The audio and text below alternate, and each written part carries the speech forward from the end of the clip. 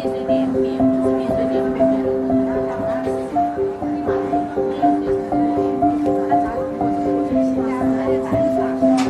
juga saya hapus.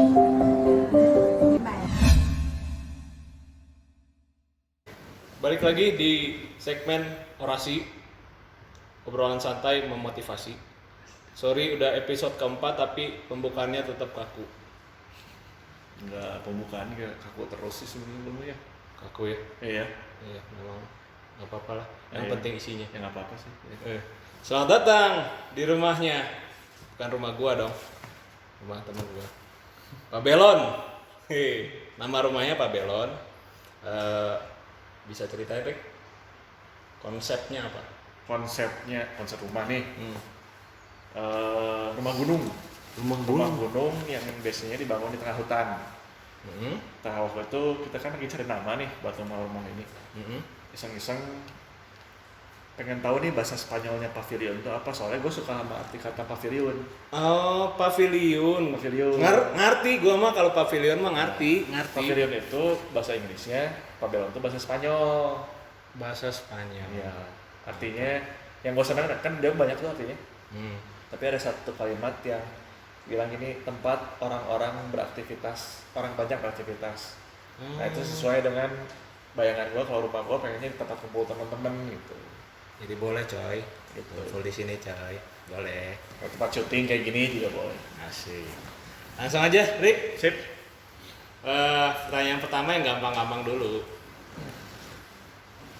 Menurut lu, COVID ada kaitannya sama teori konspirasi nggak? Langsung aneh pertanyaan. Gampang goblok, eta mah tuh standar cia teh. Ya, COVID iya. ya. COVID ya. Ya kalau gue sih COVID situasi pandemi sebetulnya. Sudut pandang gue percaya bahwa COVID-nya ada. Ada. Tapi gue pun percaya bahwa situasi COVID ini dimanfaatkan oleh beberapa orang untuk kepentingan sebagian orang ataupun pribadi. Ngerti nggak? Jadi kayak ya kata orang kan dibesar-besarkan atau dibikin belok ke kanan atau ke kiri sehingga menguntungkan seseorang gitu. Berarti mungkin ya konspirasi. Sebetulnya konspirasi nggak konspirasi juga ya. Kalau misalkan gini, kalau kan gue baru buka usaha tuh sejak pandemi. Ya. Ternyata usaha gue tuh kalau gue pikir-pikir lagi gara-gara pandemi jadi jalan. Oh, Jadi kan iya. sebetulnya kalau dari sudut pandang yang sangat kecil, ya gue kayak ya konspirasi ya juga karena buat gue jadi menguntungkan gitu. Oh, Di karena luar orang-orang yang sakit ya, kita nggak bicara orang-orang yang sakit, tapi situasinya ini. Oh, berarti teman-teman ya nggak selalu negatif dampak COVID kan? Tuh. Nah, lu sendiri kalau misalnya tadi oke lah soal positifnya gitu, ada ngerasain dampak negatifnya mungkin? Jelas ada dari sisi kesehatannya ya. Kesehatan, jadi lu lebih peka gitu ya. Tadinya sedikit jorok tapi sekarang Itunya sih masih ke hal positif ya kalau buat gue ya. Kita berubah menjadi lebih bersih. Tapi yang kepikiran itu takut orang tua kena. lu mengkhawatirkan orang-orang di sekeliling lu. Iya. Iya, sama sih. Ya gue juga merasakan gitu ya dampak negatif. Oke lah, gue doain juga supaya semua tuh nggak ada yang keinfeksi langsung sama penyakitnya gitu. Tapi secara nggak langsung gitu, misalkan pandemi ini berhenti, gue tuh merasakan dampak negatifnya di diri gue. Jadi kayak oke, sebelum pandemi nih, gue tipe orang stabil ya. Artinya gue ngerjain rutinitas tuh secara terus-terusan gitu, terus-terusan. Pas COVID nggak tahu kenapa ada sesuatu yang kurang. Iya, gue ngelakuin kegiatannya terus menerus gitu. Istilahnya ya gue masih kerja, gue masih belanja gitu. Tapi seperti ada yang kurang gitu. Menurut gue sih yang kurang nih stimultannya gitu. Artinya ada kegiatan yang, gue pengen banget nih jadi ada excitednya gitu. Excitement. Contohnya kayak bikin yang gini-gini nih. Gue kan belajar gitu dari teman gue, belajar gimana cara memproduksi, bikin konten segala macem dari A sampai Z-nya. Ya masih sedikit-sedikit kaku, tapi Sambil belajar sih. Belajar untuk menjadi tidak kaku gitu kali ya. Iya, sambil gue juga kan biar melatih ilmu komunikasi. Kadang-kadang jenis-jenis pembicara kaku itu lebih ke catch attention. Masa sih? Iya. Yang luas kan udah zaman kan. Bisa. Jadi kemarin juga gue ini kaitannya sih sebenarnya udah nggak COVID lagi, tapi menurut gue orang-orang yang bertahan di situasi seperti ini adalah menunjukkan kita-kita yang berkarakter gitu. Artinya pada saat mau ada pandemi, mau ada misalkan amit-amit bencana alam gitu, orang-orang yang survive seperti kita ini ya boleh dibilang Lumayan lah ya. adalah Jelek-jelek karakternya amat ya. gitu nih. Kayak gue waktu kemarin ya ke 23 gue teh pakai ini, Rik. Lu tahu kan ini apa? Masker Kobe Bryant. Hah, Kobe Iya. Bryant. Gue pakai nih. Ya gue ke 23 bukannya nongkrong ya, gue memenuhi undangan salah satu kolega gue. Gue teh lagi mau mesen gitu, ada yang pakai beginian. Anehnya teh, aduh, kenapa ya? Kok gue kayak jadi kejadiannya tuh gue pakai, dia pakai, kita saling bertatap-tatapan gitu. Satu sama lain tuh udah melengos, kayak gue melengos ke kiri, dia melengos ke kanan anjing. Awkward momennya di situ. Gara-gara sama.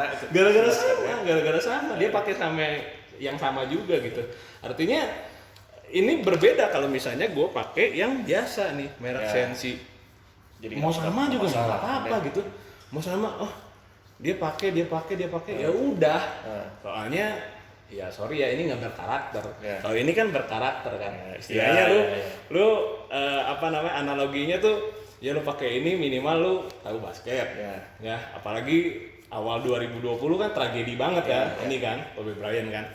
Jadi maksud gue sih kayak karakter-karakter seperti itu yang bisa kita temuin gitu di kehidupan sehari-hari. Nah, Rick, gue pengen banget ngulik ini dari lu nih soal karakter. Gue lihat lu salah satu orang yang karakternya kuat. Terima kasih. Di tongkrongan kita nih, salah satunya Rick, pokoknya gue respect banget sama lu. Kuat keburuk kali ya. Ulang aku kita tuh Rick. Terima kasih kalau ada kayak gitu.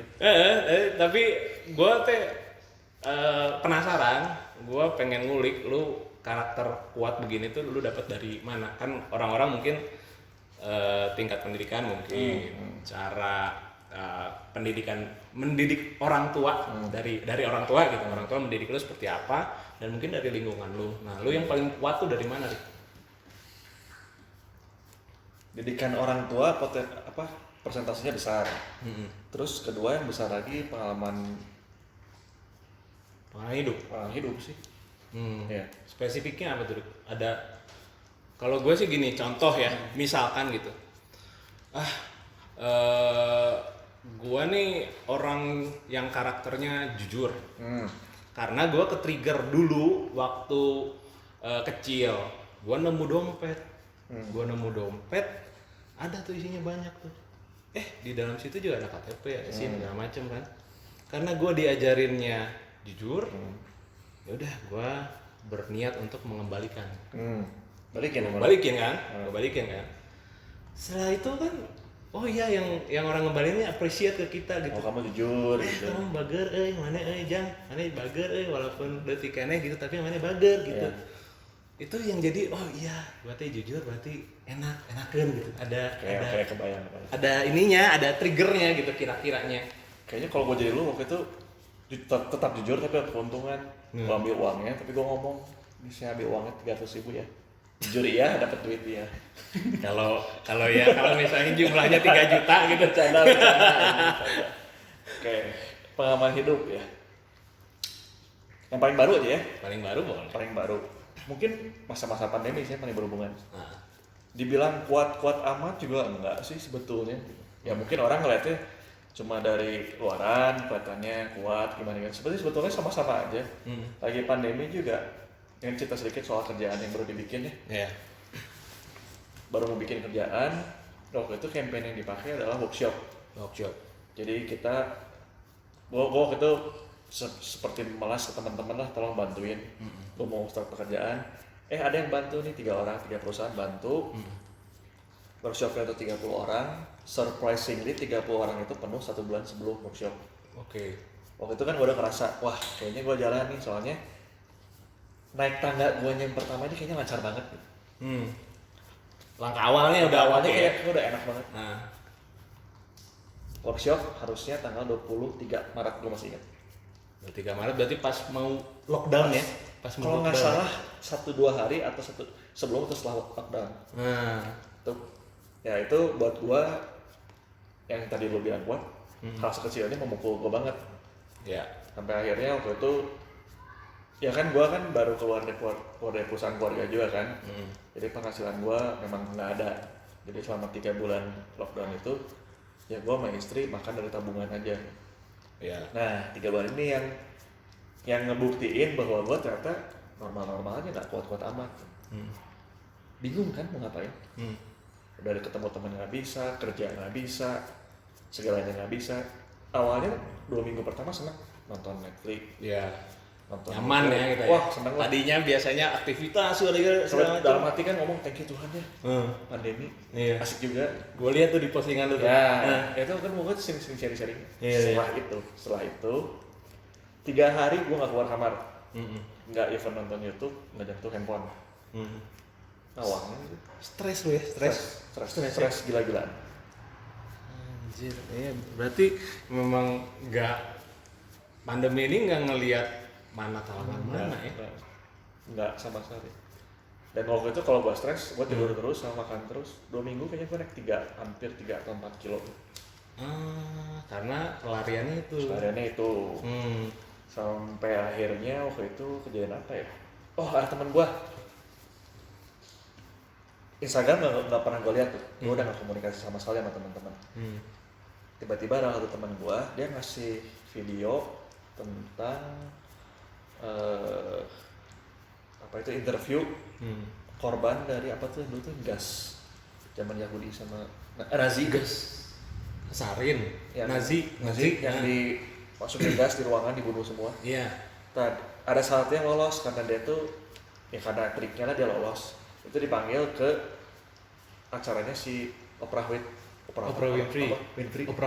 Nah, tentang itu intinya tentang kebangkitan. Ya udah, gua dari situ muncul interest lagi. Gua Google tuh, kira-kira gua sesederhana ini dampak pandemi kepada psikologi seseorang. Ada ternyata memang masa-masanya. Ini gua mau bilang wajar semua orang stres. Karena Google pun mengatakan bahwa dengan perubahan yang begitu ekstrim, psikologi seorang akan terganggu. Iya. Nah, turun. Dari situ gue coba bangkit. Gue waktu itu bikin sharing-sharingan. Iya. Mulai dapet respon segala macam. Oh, kayaknya gue udah mulai enak nih. Bertahan berapa hari ya? Gue nulis waktu itu 2 minggu lagi. Cek lagi. Kubrak lagi. 3 hari lagi gue nggak ngapa-ngapain lagi. Down lagi. Gue penasaran dong. Gue Google lagi. Ada lah di Google waktu itu. Ada. Jadi masa-masa orangnya gini. Jatuh. Terus dia kayak berusaha bangkit gini. Jatuh lagi lebih dalam. Di situ yang waktu itu respon hati gue, oke, gue wajar sih.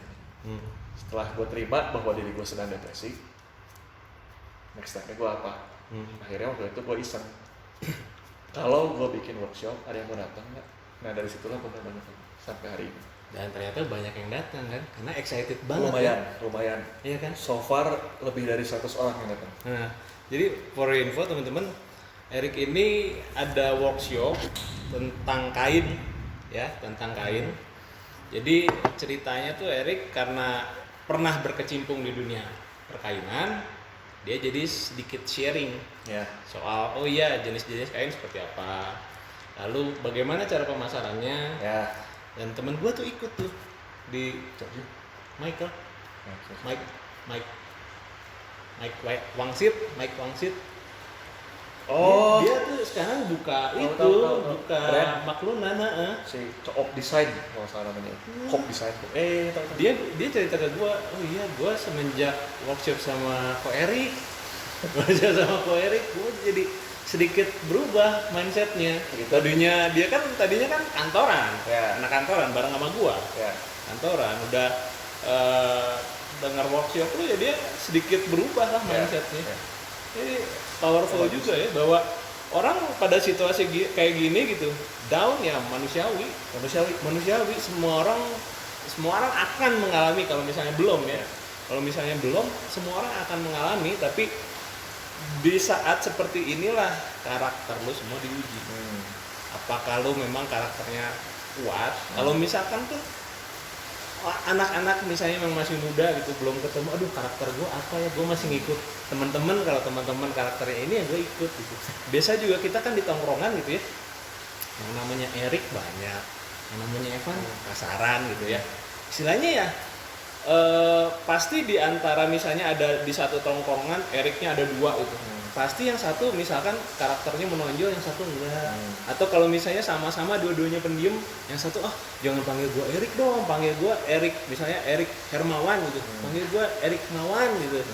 Dan di tongkrongan juga kelihatan gitu siapa kita gitu. Siapa kita, bahwa gua sebenarnya pas pada saat muda gua nggak terlalu ngulik itu ya. Nggak terlalu ngulik, jadi gue nyaman di zona gue sendiri gitu. Oh iya, gue suka ini, gue aja gue suka satu hal gue suka terus. Tapi di sisi lain gitu, misalnya teman-teman yang ngedengerin masih pada muda juga harus bisa mengeksplor lagi gitu, bahwa dunia ini tuh nggak seluas pandangan lu doang. Lu harus bisa ngelihat juga, misalkan sharing kayak gini. Oh iya, teman lu pandangannya seperti apa gitu. Dan gue seperti apa, kayak sharing. Nggak bermaksud menggurui ya, nggak bermaksud menggurui gitu. Ya sama sih kayak tadi gini, sama cuma sharing masalah pribadi doang. Iya. Awalnya biasanya curhat gitu kan. Ya Kak, tapi Anda jangan yang cross gender gitu. Anda ini Anda modus. Akhirnya. Betul. Asik. Nah, terus lu mau ngomong? Ikutin lu aja, gua harus ceritain apa lagi. Oke. Gua sih sebenarnya kalau ngelihat pandemi ini juga gitu ya, sering kali gua ini kalau misalnya memang benar teori konspirasi gitu, jahat bener yang bikin skemanya gitu. Apakah ada agenda di balik ini semua? Dan gue baca literatur kebanyakan sih kayak, oh iya, misalkan skenario ini dibuat, inget nggak waktu presidennya Obama? Obama kan pernah bikin Obamacare tuh, asuransi. Begitu ganti presiden, begitu Donald Trump, ini Obamacare nggak kepake lagi. Berarti omset daripada perusahaan-perusahaan itu kan turun. Nah, jadi mereka sedikit ya, tapi ini logika liar ya. Gua tanpa literatur yang jelas, tapi sepertinya memang kalau ada yang ngatur pun ya udah, kita nggak bisa apa sih. Kita kan aspek-aspek kecil gitu, bisanya ya mungkin dari sharing seperti ini. Terus mungkin yang kalau misalnya ada sedikit rezeki lah, kita berbagi sama orang-orang yang kurang beruntung. Kayak gua gini ya Ricky, ini mah bukannya ngajarin atau gimana ya, gue tuh pernah ngasih, biasanya nggak pernah ngasih beli koran. Ini kan sekarang kan zaman teh udah pada beli digital gitu ya. Koran-koran mah nggak laku, banyak majalah-majalah besar, koran-koran besar tuh pada tutup gitu. Nah, gue lihat satu orang bapak-bapak, kasihan udah malam, korannya tadi masih yang koran yang pagi. Koran yang pagi udah lama gitu. Gue liatin tuh, kasihan, mungkin dia belum mencapai targetnya gitu. Ya udah, gue beli aja. Nah, perasaan teh mungkin ya, udah buat dia mah mungkin sedikit gitu. Baru beli 1 koran 2 koran mah apa gitu. Dia targetnya mungkin ratusan katanya. Tapi di diri kita teh healing, natural healing gitu. Kitanya ngerasa berguna. Kitanya jadi ada hormon dopamin lagi naik lagi gitu. Tadinya yang kita benar-benar ditekan gara-gara pandemi ini gitu, kita dopaminnya naik lagi, excited lagi. Oh iya, ngenahan, enakan ya. Belajar sama orang teh enak gitu. Kita bisa ya nyari musuh mah paling gampang lah istilahnya. Tapi nyari yang bener-bener kayak, kita ya udah, kita silaturahmi, kita temenan gitu. Rada susah kan? Ya. Karena situasi lagi kayak gini gitu. Gue sendiri ya kalau misalnya apa bahas soal kebaikan sebenarnya gue mah nggak bukan gue banget gitu. Gue mah masih mikirin diri gue sendiri. Ya.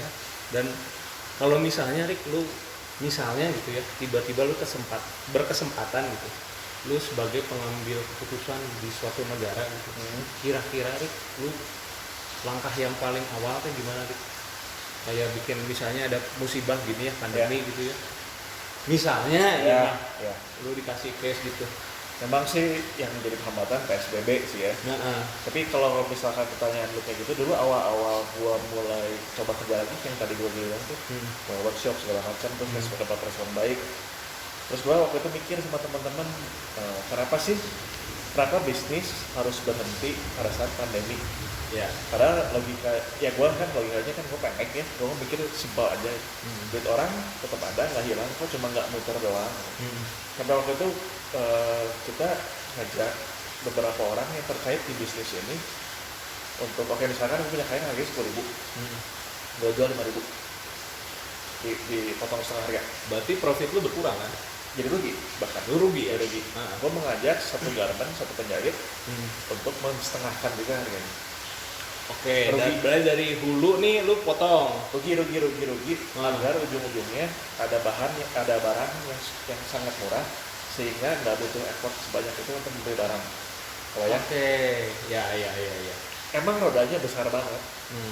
Tapi ya mungkin gue pikir ya udah gue nggak peduli, yang penting gue coba putar demi sedikit. Jadi kalau pertanyaan kayak tadi, kalau gue bikin satu negara, paling gue bilang bisa tahu-tahu anggap normal PSBB semua dilaksanakan, bukan PSBB ya, protokol semua dilaksanakan, protokol kesehatan jalankan seperti normal. Seenggaknya ekonominya keputar sehingga orang bisa makan, nggak mati kelaparan. Dan ya kayak berarti kita ya harus ada andil ya, harus berandil. Percuma ya, sekecil apa juga ya. Pak Jokowi sekuat apapun, hebat apapun, cuma kalau rakyatnya nggak ikutin gitu. Iya, nah itu dia, daripada Anda semua sok pinter, sok tahu gitu ya. Ya maksudnya sih bukan menggurui, bukan juga oh iya nih yang ngomong nih buzzer nih, tapi menurut gua lu bisa yang ngerjain apa yang lu bisa. Yang gua seneng dulu tadi kalimat tentang ya emang kita nggak bisa apa juga. Jadi keinget pas lagi PSBB pada saat masa-masa di bawah itu. Tapi nggak tahu kenapa ya, semua orang yang ngerasa lagi di bawah, mereka rasa ingin tahu tentang penyebab semua corona ini makin besar. Coba cari di Google segala macam, itu normalnya. Dulu gua iseng-iseng ke Google, yang pasti nggak terlalu benar juga ya. Organisasi terkuat di dunia ternyata ada yang baliknya namanya ini. Gue pelajarin sejarahnya, ternyata berhubungan sama perang salib. Gue pelajari agama Muslim, agama Kristen, kelompok-kelompok kecilnya. Ada 4 hari, 5 hari kalau nggak salah Google terus segala macam, sampai gue punya kesimpulan kayaknya gini, kayaknya gitu. Sampai akhirnya gue ngomong, ngapain gue mikirin ini? Kalau emang ketemu jawabannya betul kata lu, gue nggak usah apa, mendingan gue pikir, gue terima bahwa dunia berubah, segalanya berubah, cari cara untuk menghadapi perubahan tersebut. Nah itu dia temenku, terima kasih, thank you banget Pak Erik. Jadi menurut mau lanjutin lagi ya? Apa tadi? Masih gua potong. Jadi sebenarnya kan ya itu, teman-teman tuh nggak usah sok-sokan mikirin negara, mikirin muda, lu lihat yang sekeliling lu, apa yang lu bisa bantu. Yang masalah soal ya sekarang ada omnibus law segala macam, ya udah lu ikutin aja dulu. Dan negara teh mikirin teh nggak lu doang, mikirin teh semua. Jadi menurut gua mah ya kita sebagai rakyat gitu, orang biasa, ya udah kita jalanin fungsinya masing-masing. Pada saat lu udah menjalankan fungsi lu masing-masing, baru mungkin kita bisa lihat, oh iya ternyata saya berbakat ya di dunia berpolitik gitu, misalnya berpolitik, ya udahlah bisa naik, siapa tahu. Tapi harus memang dalam diri sendiri gitu, keinginan melayaninya tuh lebih tinggi daripada lu pengen dilayani. kira-kira gitu ya. Oke, Rick, thank you banget udah mengundang. Sip, udah beres. Gua, ya? aduh, terima kasih banget. Lu salah satu temen gue yang gue respect. Terima Dan apa ya, nggak nggak banyak orang yang mau gue undang, mau gue ngajak collab. Billy itu Ya, dia juga sibuk. Aduh, banyak sekali proyeknya. Oke, teman-teman, thank you semua udah ngedengerin. Semoga sharing yang sebentar ini bisa bermanfaat buat semua. Thank you, sampai jumpa lagi.